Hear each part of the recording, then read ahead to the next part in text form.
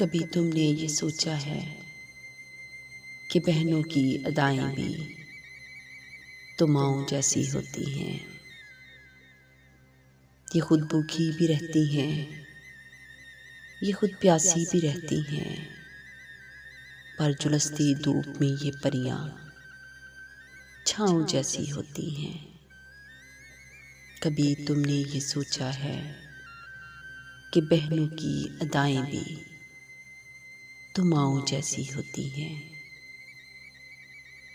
तुम्हारी इज्जतों की चादर की हिफाजत करती हैं, तुम्हारी गैरतों के नाम पर कुर्बान होती हैं।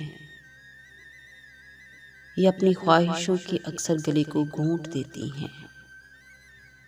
ये फूलों से नाजुक जाने तुम्हारा मान होती हैं। कभी तुमने ये सोचा है तुम्हारे गम में अक्सर उठ उठ कर जो रातों को ये बेआवाज़ रोती हैं। तुम्हारे हिस्से के सब दर्द अपनी किस्मत में लिखने की जो रब से दुआएं करती हैं।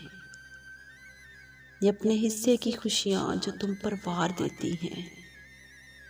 कभी तुमने ये सोचा है ये ऐसा क्यों कर करती हैं।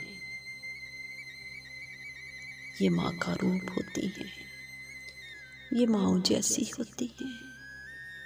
ये माँ का रूप होती हैं, ये माँओं जैसी होती हैं।